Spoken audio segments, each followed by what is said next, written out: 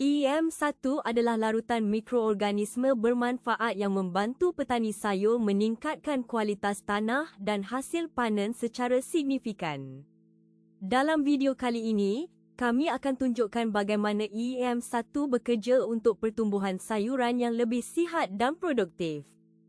EM1 Natural mengandungi lebih daripada 80 jenis mikroorganisme bermanfaat yang bekerjasama membersihkan tanah dan meningkatkan nutrisi. Produk ini terbukti membantu petani Malaysia mengurangkan ketergantungan kepada baja kimia berbahaya. Apabila EM1 ditaburkan ke dalam tanah, mikroorganisme aktifnya akan memecahkan bahan organik dan membuat nutrisi lebih mudah diserap oleh akar sayuran.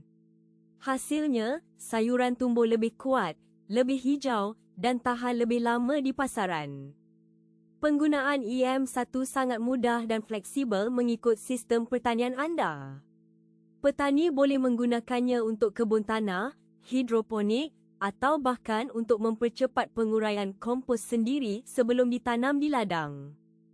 Ratusan petani sayur di Malaysia telah merasakan perbezaan signifikan setelah menggunakan EM1 secara konsisten. Tanaman berkembang lebih baik, hasil panen meningkat dan yang paling penting, sayuran yang dihasilkan lebih sihat tanpa residu kimia berbahaya. Petani sayur di Malaysia membuktikan bahawa EM1 dapat mengurangkan penggunaan baja kimia hingga 40% sambil meningkatkan hasil panen dan kualitas sayuran sehingga 50% dengan waktu panen yang lebih cepat berbanding kaedah konvensional. EM1 Natural adalah pilihan sempurna untuk petani sayur yang ingin hasil organik berkualitas tinggi. Dengan hanya satu botol yang dapat dicampur dengan 100 LA, satu aplikasi EM1 dapat merawat luas besar kebun sayuran anda, memastikan pertumbuhan optimal dan kesihatan tanaman sepanjang musim.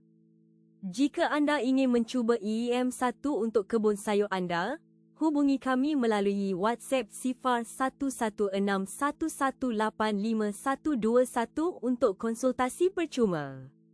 Kami juga menyediakan layanan pengiriman melalui Lalamove dan J&T ke seluruh Malaysia, jadi sayuran berkualitas anda dimulai dari sini.